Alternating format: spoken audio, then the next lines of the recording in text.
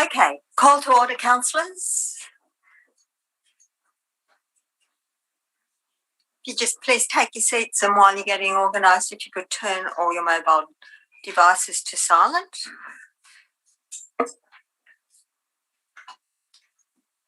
As it is a tradition for public meeting and events to acknowledge country. So therefore, on behalf of us all, I acknowledge the Dunghutti people, the original inhabitants of this ancient land, and pay respects to the Dunghutti and the Aboriginal elders. So welcome everyone to Public Forum. Today, Public Forum relates to the representation on agenda item matters for the May Ordinary Meeting of Council, which will commence tomorrow morning at 9 a.m. And for now, we continue to require pre-registration and limited numbers, and COVID guidelines are in place. For Public Forum, it is a requirement that I advise all present that Public Forum is being live streamed and your attendance at this meeting is taken as consent to the possibility that your image and or voice may be recorded and broadcast to the public via our live stream. We do have one apology today from Councillor Ashley Williams. And I think we all agree that Ashley Williams is absent. I now call on any conflicts of interest. Thank you, councillors. There's no declaration of conflict, and the General Manager will outline the guidelines for Public Forum. Thank you, Madam Mayor. Just taking the guidelines from the Council Code of Meeting Practice in terms of the speakers for tonight's Public Forum. Each speaker will be allowed 5 minutes to address the Council. This time is to be strictly enforced by the Chairperson. That will be up and visible to the speakers and the public. Speakers at public forums must not digress from the item on the agenda of the Council meeting they have applied to address Council on. If a speaker digresses to irrelevant matters, the Chairperson is to direct the speaker not to do so. If a speaker fails to observe a direction from the Chairperson, the speaker will not be further heard. The councillor, including the Chairperson, may, through the Chairperson, ask questions of a speaker following their address at a public forum. Questions put to a speaker must be direct, succinct and without argument. Speakers are under no obligation to answer a question put to them by a councillor, and answers by the speaker to each question are limited to 1 minute. Speakers at public forums cannot ask questions of council, council laws or council staff. Speakers must refrain from engaging in disorderly conduct, publicly alleging breaches of the council's code of conduct or making other potentially defamatory statements. If the Chairperson considers that a speaker at the public forum is engaged in conduct of this type, the Chairperson may request the person to refrain from the inappropriate behaviour and to withdraw and unreservedly apologise for any inappropriate comments.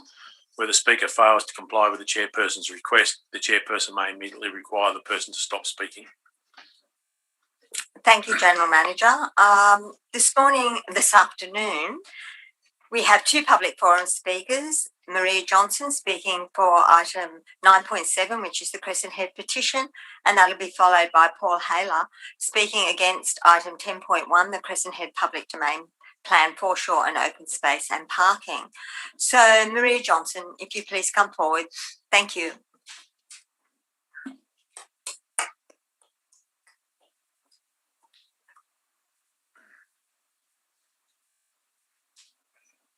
Testing 1, 2.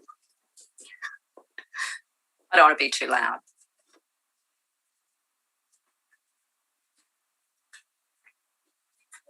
Oh, have I started?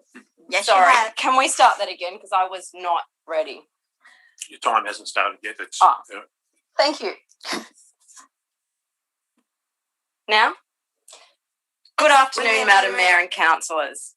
I stand here today representing the Crescent Head Residents and Ratepayer Association, the residents of Crescent Head, residents of the Shire, and the many visitors to the area who have signed our petition, which has now reached over 7,400 signatures.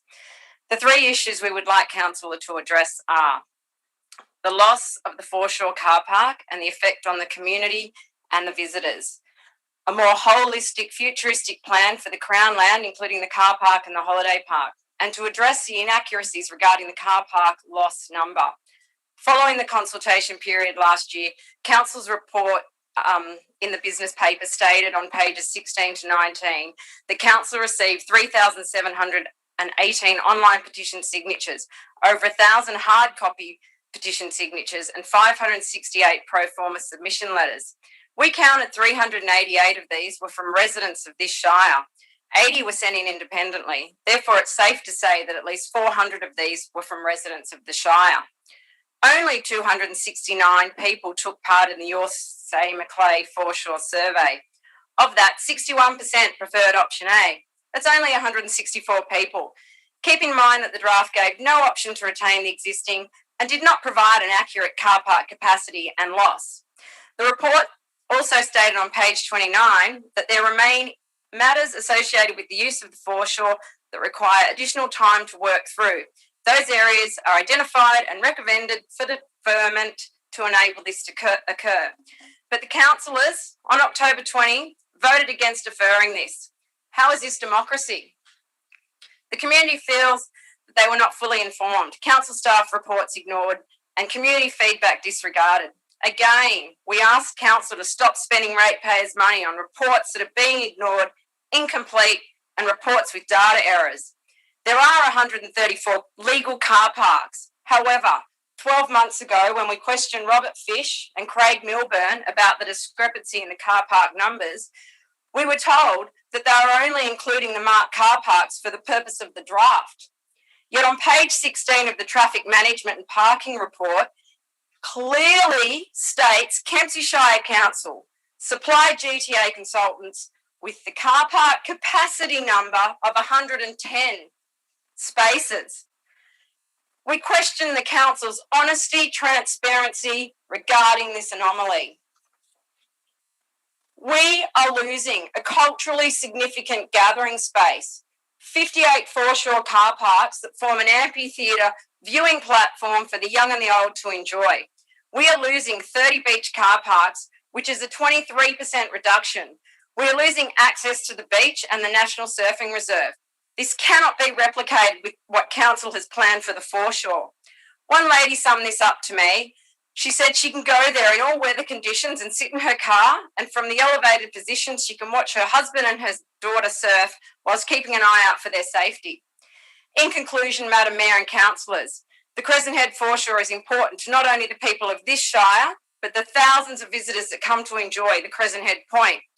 The community would like to work with council to formulate a more holistic, futuristic plan for the Crown land, including the holiday park and the car park, as per council's community engagement policy. We have an opportunity to design the foreshore so that it meets the needs of everyone in our community and has them feeling proud of the improvements to the amenities. Moreover, this is a chance to create an enhanced experience for visitors. There is quite a lot of media and public interest in this issue beyond the Shire, and this interest is growing. This is because Crescent Head is widely loved, and the media are keen to report on how Kempsey Shire Council and the community resolve this issue. I beg you, on behalf of the community, not to destroy what is deeply loved and valued on the foreshore, the unique car park that forms the amphitheatre overlooking this iconic surf beach.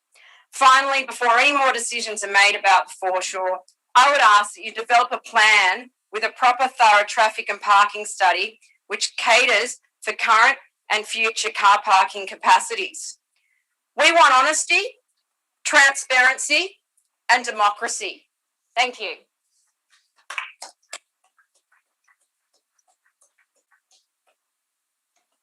Thank you. Is there any questions? I'll take Councillor Horval. Thank you, Madam Mayor. Thank you for that, Maria. The facts that you came at, how you said there were 400 people in your speech from the Shire who didn't support option A or getting rid of the foreshore car park. Yeah. Is that the right time? Well, it was the pro forma submission letters. They weren't the Your Say Macleay survey. They were just independent. Well, we did a community pro forma submission letter. There was 568 in total. We delivered to council exactly 488, and 388 of them were from residents of the Shire. So the rest of them were sent in independently. So it's safe to say there was 400 from people of the Shire. Right.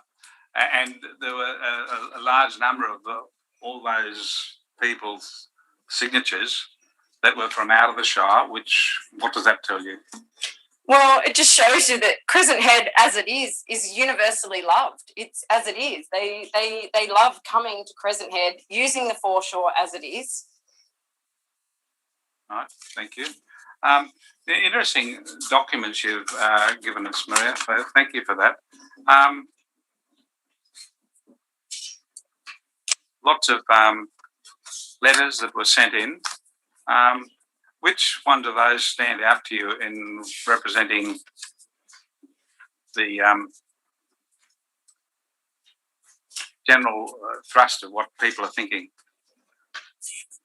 Are you talking about my? No, I'm talking about all these the Rob Stokes about planning and. So those letters are just documents.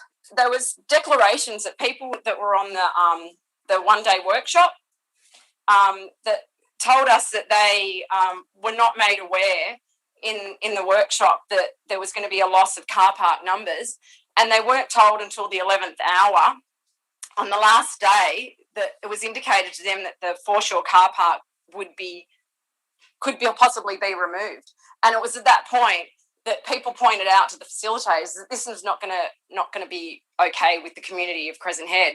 And one lady said that people would chain themselves to whatever to not have the car park go. And I also have another one here, which is a Facebook post from a gentleman who was on that workshop, Mr. Paul Howyer. He even wrote on his Facebook post that we had an understanding that there would only be a reduction of 10 car parking spaces to accommodate a great people-friendly and open space. So it's just proof that the community wasn't informed. Thank you. Thank you. Next. Have you got another question, Councillor? Yes, Madam Mayor. And then I'll take Councillor Morris. Thank you. On the Crescent Head traffic management and parking plan, which you've given to us, the fact that this car park plan came up, were you surprised that staff from GTA consultants were only on the ground one day? And that date was somewhere here, I saw it, with council staff on the 9th of August. They came on the 9th of August, and that was the only time they were on the ground looking at car parking. So does that surprise you, and why does it surprise you? Oh, look, I have many questions about this car parking.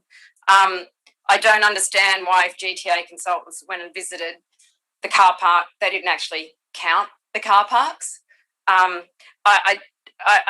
We still don't know. Are we talking car park capacity, or are we talking marked and unmarked?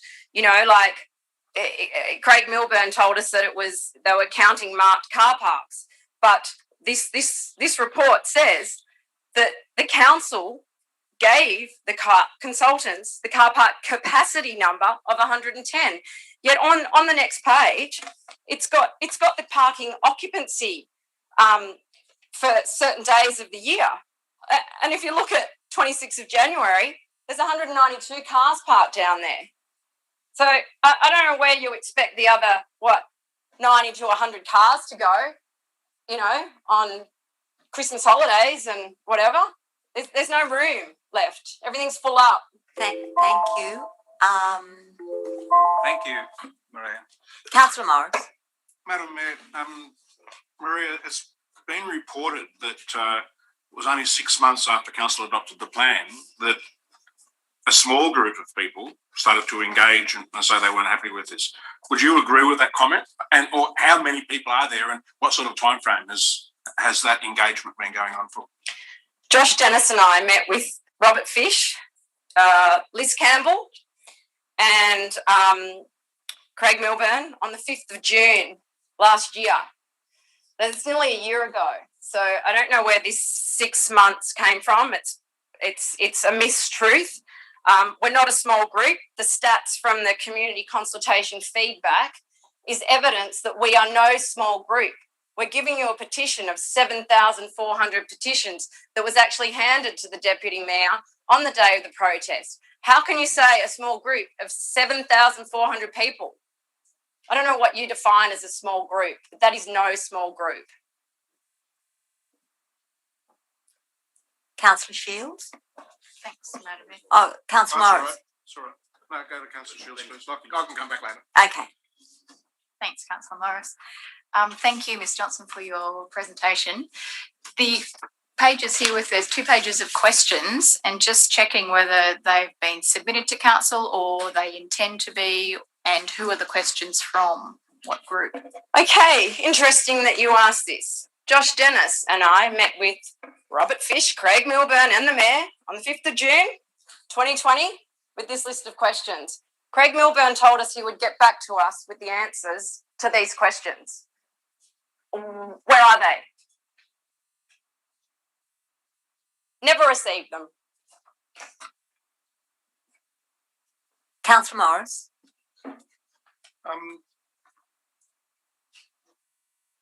There's concerns, or I've heard concerns about the illegal camping and the traffic congestion. And if the car park is retained, what's to prevent that from continuing? And even in the meantime, we've got that issue to manage. What have you got any suggestions there? Oh, look, you're going to have that problem anywhere in the world where there's a beach. You know, it just comes down to managing the car park. It's not a reason to remove a car park because it's not being managed by the managing body. If the council were to implement some good management strategies, the issue would be eliminated. If they assigned a ranger or a parking officer just to be present on Thursdays, Fridays and the weekends would be a great start. If they enforced the already present time limits, the cost to employ someone would be covered in fines if they just managed it. It does not make sense that council reduce the number of parking spaces at one of the most popular holiday and surfing spots on the coast. I mean, that's just crazy. Doesn't even make sense.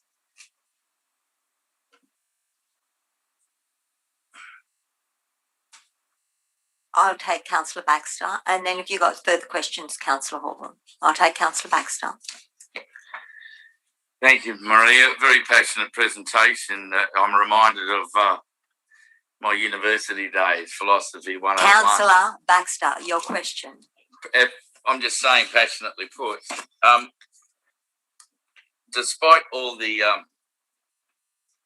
point scoring, would you say that the request from the people at Crescent Head is more time to consult, get the best possible plan, that there's no need for a rush because it's a 6 to 8 year away project as stipulated in the domain plan?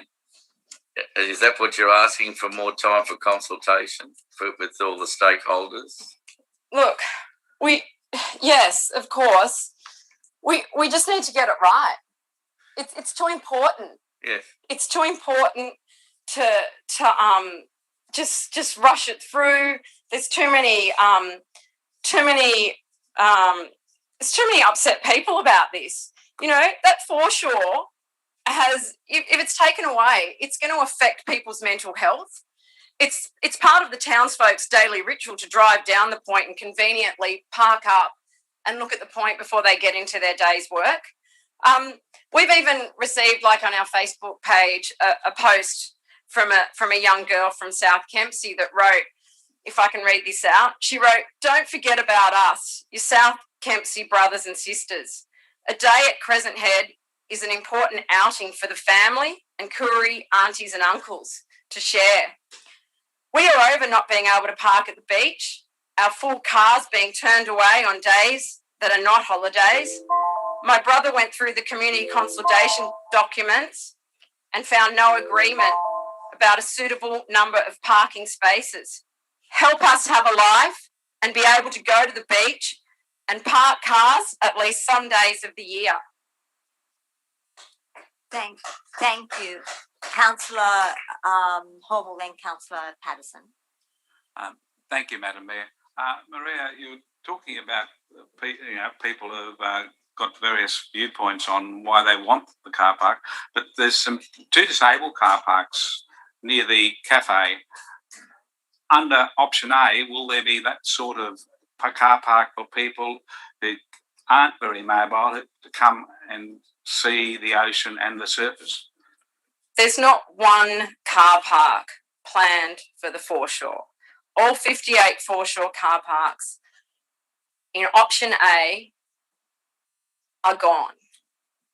No one will ever have that luxury again at Crescent Head Point to be able to pull up, look at the ocean, supervise your kids surfing. You know, there's not always a lifeguard out there on duty. You know, and I know myself, I surf out in there in the rain. If I was a kid, my mother's not going to be standing out there looking at the surf, just doing the point as you normally would. You know, like it's just ludicrous. I just don't understand it. Councillor Shields? Was it? Yeah. Thanks. Oh no, sorry, Councillor Shields. It was Councillor Patterson. Thank you, Madam Mayor. I can tell it's the long hair, isn't it? Thank you, Marie, for your presentation today. Marie, do you think council should design for the future and or not look to the future and not put potential concept plans in front of elected councillors to make decisions on future planning? That's democracy. Do you think that should happen? I think it should be a democracy. I mean, you're never going to please everybody. That's just a fact of life. But you need to please most of the people. That's the democracy. This has not been a democracy. Marie, just another question. Do you think the tarring of Point Plummer Road, giving access to the other beaches, which are fantastic beaches, through to Point Plummer, do you think that will have an effect on the number of main beach and / point users in the future? You gave an example of a family coming to Southwest Rock, to Crescent Head, and possibly not having parking. Do you think there'll be parking at the 20 kilometres of Point Plummer Road on all those access areas for beaches and surfing? And do people surf on those areas? People do surf on those beaches. There's no people around. People that are driving from Kempsey, Port Macquarie, probably don't want to drive the extra 20 kilometres around to Point Plummer. Crescent Head is the beach for the people of this part of the Shire. There's no other beach where you can sit and have the view to supervise your children surfing as you do at Crescent Head. I personally, I just think tarring the road is just tarring of the road. I don't think that anything else is going to change much. This may be a strange question, Marie, but do you think the population will increase? Oh, I think population is going to increase everywhere, but I mean, that's not my forte. I don't know. No, that's based on the fact of being able to sit in your car and watch a child surf on Crescent Head Point. Do you think the population will increase enough that option may not be feasible because there's only a certain number of parking there? The point, Councillor Patterson, is that there's always someone sitting at the point looking at the surf and looking at everybody out there. I myself have seen other people's children in trouble and had called for help and gotten help. So it doesn't mean just because you're not sitting there looking at your child, you've got 58 cars parked up supervising everybody out there. Thank you. Councillor Shields, did you want to speak? I didn't see you, Councillor McGinn. Thank you, Councillor McGinn. Maria, I heard from a local, well, actually, not just recently, but recently and before, when the pandemic was on and the barricades were up at the car park, a lot of people said that they actually really loved it because the kids were playing there, it was free, it was safe, that it gave a really nice community atmosphere and that the community really embraced that. Have you got a comment on that? I do, because with the barricades up, you add another 13 car parks, and that's the 96 that was proposed, right? With the pandemic and travel not permitted, and it was locals only, locals couldn't get a car park at the beach. I came down to the beach one day and my 74-year-old friend said, I can't surf today. I can't get down to the point with my board. And so, no, and the other thing is, if the children want to play, they can play anywhere. They can play in the parks anywhere. We can't pick up and move Crescent Head Surf Point Break. So That's immovable. Are you dismissing then the view of those people that told me that they actually liked it that way? Because there were people that were commenting that it was really positive. We all liked it that way. It was very pleasant. It was nice. I'm not denying that either.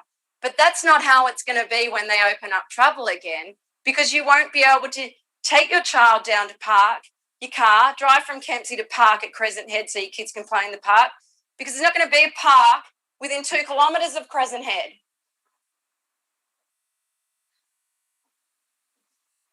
Councillor Shields. Thanks, Mona. There's not going to be enough parking. You're not going to be able to get a car park to take your children to the park. Councillor The Shields. pandemic's not going to last forever. We're all allowed to travel again. Councillor Shields. Thanks, Madam Mayor. So we all acknowledge that everyone has differing opinions of how they'd like to see the foreshore designed. How do you suggest we move forward in a meaningful way rather than just go back out to possible public consultation and be in the same position again afterwards? Look, we just need to work together. We need to come up with a better plan. Just taking the foreshore car park is stripping the tourist attraction out of Crescent Head. We formed a sub branch of the Crescent Head residents and ratepayers, and we want to work together with council.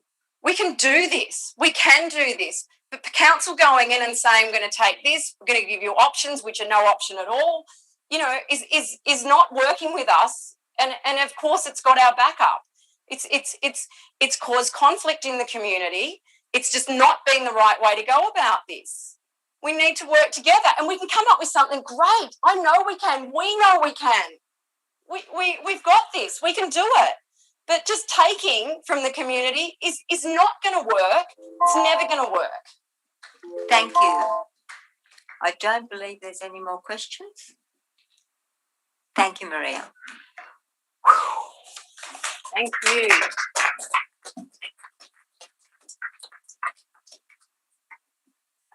Okay, our next speaker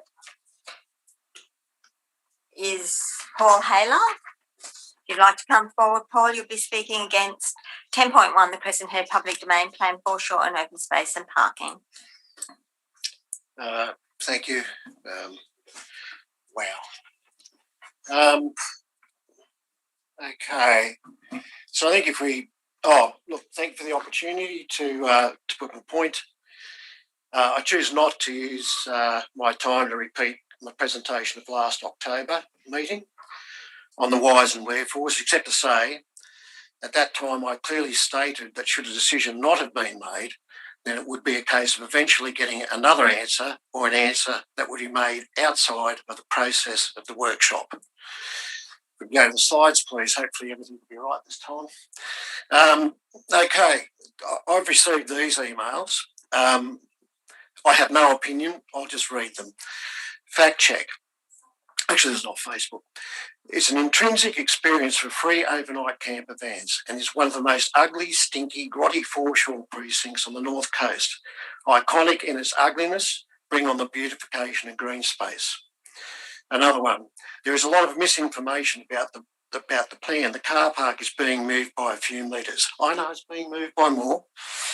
The area is not the sole preserve of surface, but is used by families, older people, walkers, people having picnics, etc.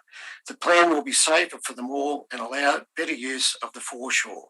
The park that is there at the moment is not well used. Most people I speak to love the new plan, but are afraid to speak up. Next slide. Just thought you'd be interested. This is in relation to a super group that was going to be organised against get together to sort of overthrow the council or something.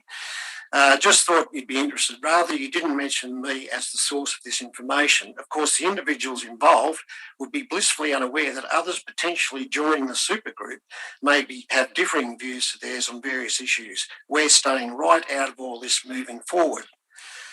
Next slide. This slide says quite clearly the point's closed for the day. Crezo Community Surf Rally. Well, it wasn't a Crezo Community Surf Rally, it was a surf rally. The point was closed. It's a national surfing reserve which can't be closed. The water cannot be closed. It's a national surfing reserve. They don't have permission to do it. Likewise, the point is Crown land. I suppose they asked permission from the council. I don't know whether they did or not. But the sign says it all, and it's intimidating in itself. The next slide, please. The next slide is right beside where Councillor Baxter and I had coffee 2 Saturday mornings ago, where quite able-bodied surfers had parked in the disabled spot, completely disregarding who they're there for. Next slide, please. My mate Jack Sparrow, who seems to make more sense than a lot of people around, said the problem is not the problem is your attitude about the problem. Thank you. Okay. Okay. There's been 9 individuals that have confirmed that they are out, as in worn out with the pressure of being talked at by those who do not want to change. In addition, they will not get involved anymore. They have lost confidence. One of the misinterpretations I see is by Councillor Baxter. When the findings were produced at the October meeting, the project team had defining evidence for the entire master plan, except for the car park, where it would seem they felt that the data and workshop had given the answer, but they were not in a position to decide, mainly due to a lot of petitions from outside of the Shire, inside. It was just overthrown with that, but not by the data. 1 minute ago. Okay. Oh, Jesus Christ. Because of submissions and petitions. But of course, what it was, were the project team was coming to the council as like a board of directors saying, where should we go from now? They're asking for your guidance, but you didn't seem to see it that way. You saw it as that you should take their advice, and they didn't know what to do. Finally, the car park, while important, should be viewed with all other new surroundings coming in online, such as the access to the beaches down the back that Councillor Patterson mentioned. I have observed that and I've watched it, and there's more traffic now because the road's much better and more surfers at Racecourse than there has been in the past. It's only 5 minutes now from Crescent Head down to there, and real surfers go down there to surf, don't hang with a latte mob. Okay, what I'm saying about Councillor Baxter's proposition here, or motion, is I never worry about action, but I worry about inaction. And if we go along with putting this off, it's inaction. Thank you. Thank you, Mr. Haler. Oh, thank you. I don't know, there might be some questions. Councillor Baxter, and then I'll take Councillor McGinn. Thank you, Paul, for your presentation. Just on just on your point about the planning department's recommendation, Mm. would you, in your opinion, regard the planning department as a professional outfit? Yeah, absolutely. And would you say that their recommendation that more time be given to discuss stage 3, given stage 3 was 4 to 6 years away and we had plenty of time, would you say the recommendation was a professional recommendation? No, No, no, it's not a professional recommendation. no. Sorry. What was it? No, it was a recommendation saying that I've got so much leeway here. I'm not a political animal. I'm an animal that works in a project.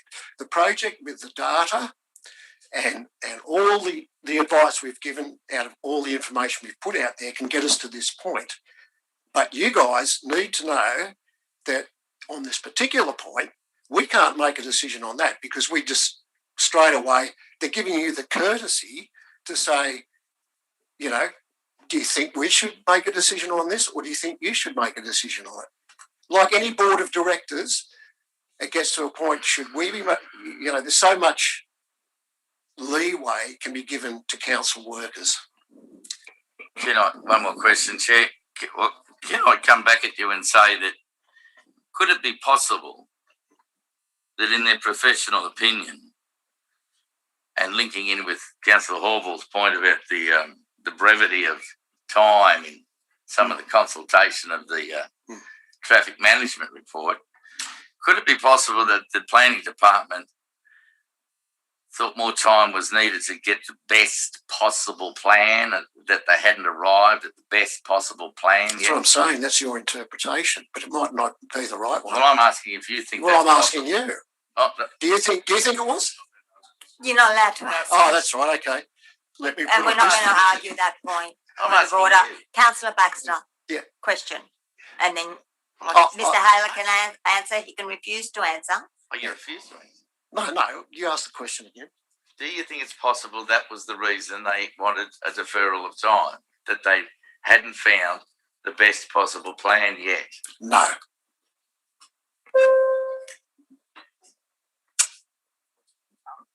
Councillor Shields. Thanks, Madam Mayor. Thank you, Mr. Haler, for your presentation. I'll ask again, similar to the last speaker. So considering that we acknowledge that there are differing views regarding the design, how do you suggest we move forward? So Well, we I think- suggest unite Crescent Head. Okay. I think that's a marvellous opportunity to move forward, but it needs to be like a wharf strike and the management. It needs to come halfway. And it's not going to happen if one side wants to keep everything and one side wants to keep everything else. I mean, compromise is a wonderful thing when it's done fairly. And somebody will think that they lose, but that's not why we're here. We want the community to win. And, you know, unfortunately, I represent quiet ones, which I'm getting pretty quiet. I'm getting pretty sick of because I cop the slack. So I'm not stupid. I think that I think compromise is a wonderful thing, but I don't think it's helped if one side gets too heavy or the other. And where do you suggest halfway is? No, you have to pay me for that.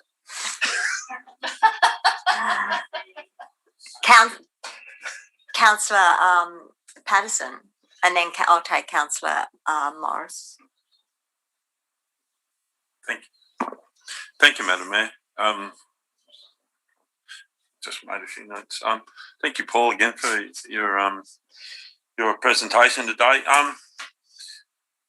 Mr. Howley, do you think you would be allowed to build or start a business like a restaurant or a service business of any type in Crescent Head without allowing for parking? That's a very good question. You always ask good questions sometimes. In Sydney, if you build a restaurant or a cafe or something that's going to have more than, I think it's 15 people in the residence, you have to provide a toilet in there, all right? So in Crescent Head where parking is limited, do I think the businesses should have to pay for it?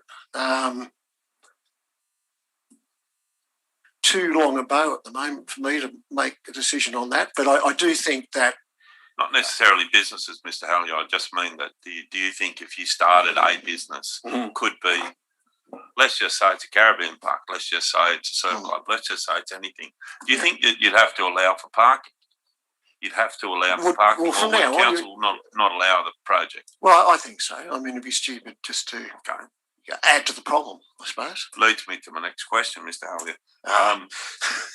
Do you think it is right that council can't plan for the whole of the Crescent Head Point area, i.e. the club, the car park, the Caribbean park, the surf club? Do you think it's right as a designer, as the community looks to council to design these areas, that we can only really set a design for a certain part of a whole area rather than a holistic design? What do you think about that, Mr. Halley? Well, define holistic. Okay, if we were able to design a whole area, I'm sorry, you're not allowed to ask a question, but I'll just say my question is, so if council could design a whole area like that, included the Caribbean park, that included what you're alluding the golf club, that included... No, what you're alluding to is that if we could break apart the two lots of Crown land, the Point and the Caribbean park, that we couldn't redesign that into an area that satisfies all parties. Is that the question? No, I just mean... In general? I would ask you that, do you think council should be able to design the whole area where council cannot? We cannot design the golf club. We cannot design the Caribbean park. We cannot change the footprint of the Caribbean park or the surf club, but yet we have been asked to design an area that's going to be used for people. I'm sorry, I think I probably was a bit defensive in my answer. Yeah. That's where I'm at the moment. But somebody has to do it, and council, council have got charge of the Crown land. They've got town planners, and I think that we, with the usual inclusion of the input by the community and everybody else, I just couldn't see it being other than the council planning golf courses and areas like that. Other than you want to put it out to private enterprise, and they'd make a real good job of it. Is that all your questions, Councillor? Councillor Morris and then Councillor Baxter. I'll take Councillor McGinn before Councillor Baxter, but I did call Councillor Morris first. I'm quite happy for Councillor McGinn to go first. No, I had already. Was on before mine. I did call you though, I think. Her light was on before mine. Okay, you go, Bruce. Paul, earlier on you indicated that you believed there needed to be a compromise so everybody could win, or you get a better outcome with everybody being happier. How do you propose that we achieve such a compromise if this motion is defeated and we don't take it back to consult to achieve that compromise? Pay me and I'll tell you. No, I'm not saying what is the compromise. Yeah. I'm saying how are we possibly going to achieve a compromise if we don't go back out and seek with the community I tell you additional information for the compromise? I tell you you're what, saying we shouldn't change anything, but you're saying we should seek for a compromise. No, I'm not saying you shouldn't change anything. I don't agree that by just putting it back out there again in the for never, for 5 or 6 years or whatever is the answer. I'm saying you make a compromise. Full stop. I haven't said how you get there, but if you're asking me the question, and if you're looking me at the eyes and not the crowd behind me, if you're asking me the question, then what I understand that to be, I would put up a different motion. I would put up, let's do a compromise motion. Thank you. The Next other question. that I've got is, it's been suggested in various forums that this doing the car park could be 4 to 6 or even 6 to 8 years into the future before the works are actually undertaken and completed.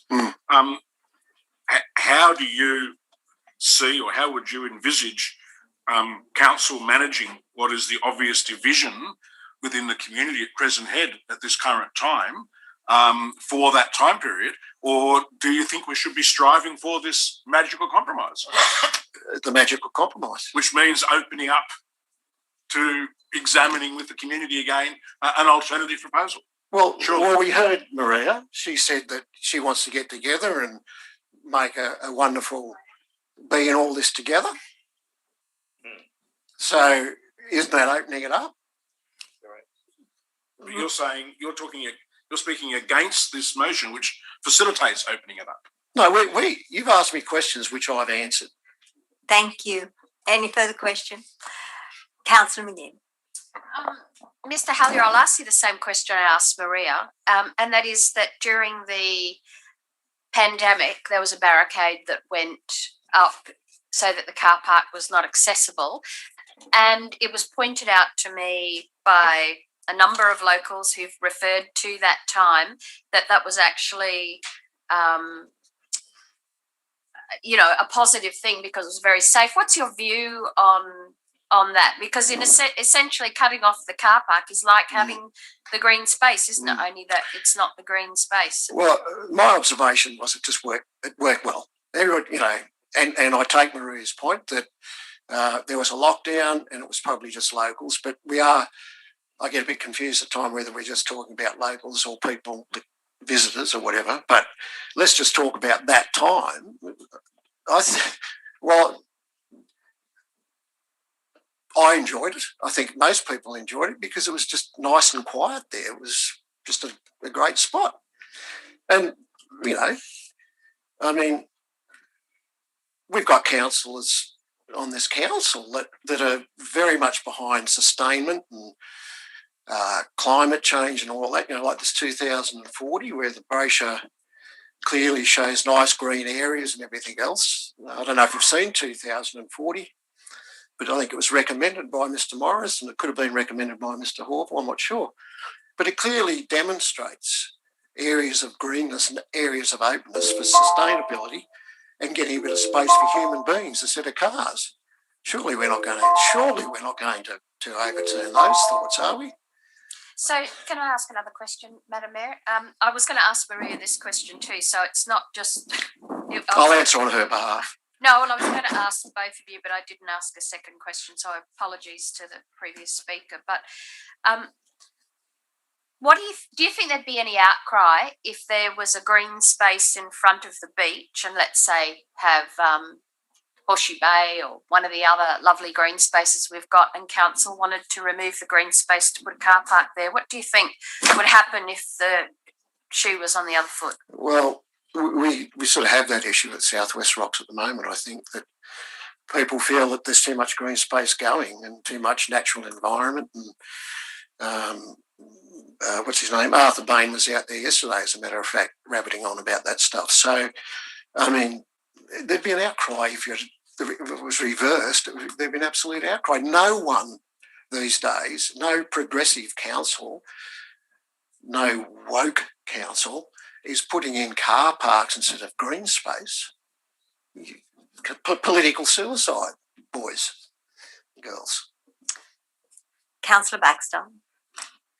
Thank you, Chair. At the risk of reading into the department's recommendation last year, something we've been on about for the last 4 years, Paul, is long-term strategic planning.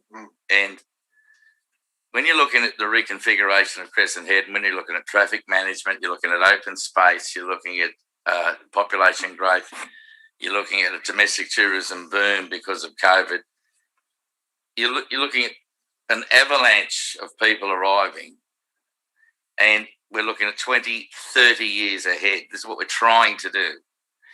And what annoys me, well, the question I want to give you is, don't you think, given we're thinking about our 20 to 30 year strategy, that's not how I understand it, but yeah. Well, that's how we're looking at it. The point is, don't you think it's worth.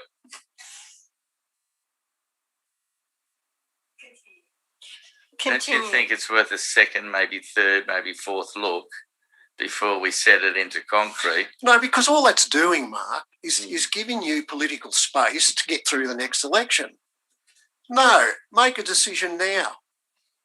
And the decision should be make a compromise now. We're not having the debate now. Sorry. Just answer the question. No, I know, you're rubbish. Well, that's the question I'm asking you, whether you think it's worth taking more time to look at. You obviously think no, that you've got it all worked out and you're going to You've make asked the the decision question, now. Councillor No. Baxter. Point of order, Madam Mayor. You can either choose not to answer, Yeah. and I believe you've already answered it. Yeah. So I'm now going to take the question from Councillor Saul. Thank you, Madam Mayor. I'll bring the microphone a bit closer. Mr. Heller, can you please tell us more about the quiet residents? We've received quite a few emails from residents claiming they're the quiet residents. Can you please tell councillors and staff more about the quiet residents, please? Well,